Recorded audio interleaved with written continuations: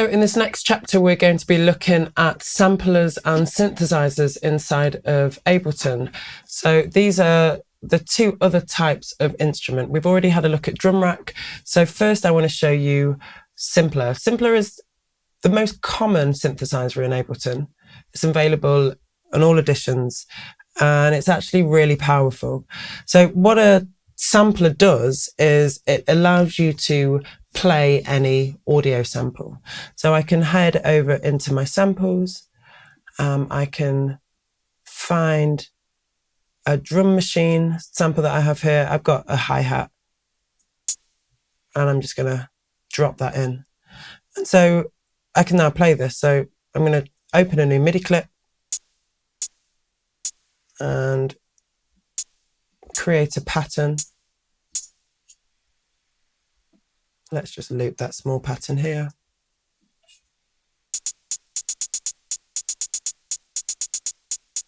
And then I can make a few different transformations with this.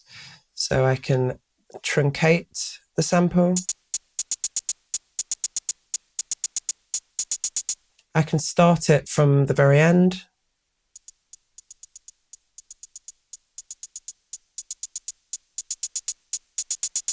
I can change the envelope. And then add a bunch more transformations. I can filter it down.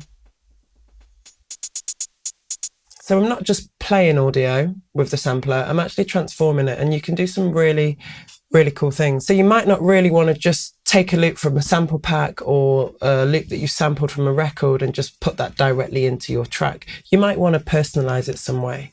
So the slice function is a really good way to do that. We can press slice here just to the left. And now what you can see is I've got different slices made at every transient. So I can double click, create a new MIDI clip, and then if I play, usually from C1 on a sampler, I can then play those congas independently. So you can make up your own rhythm.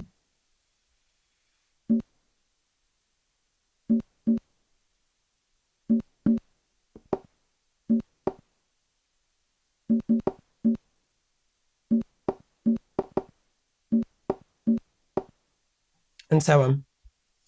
You can change the sensitivity of those slices so you get less slices.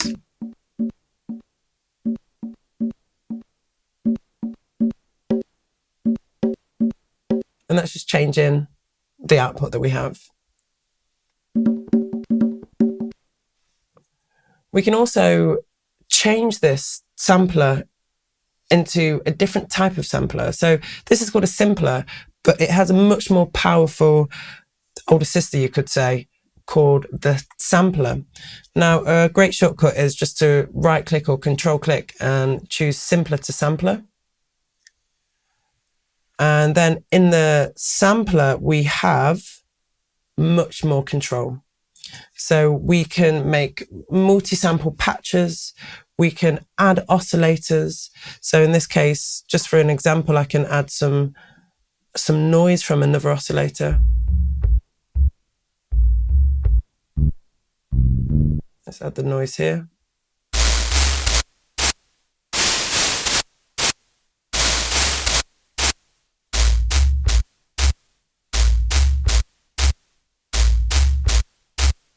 And because it's taking this MIDI note, it's actually playing a really low note. So I'm going to transpose this up.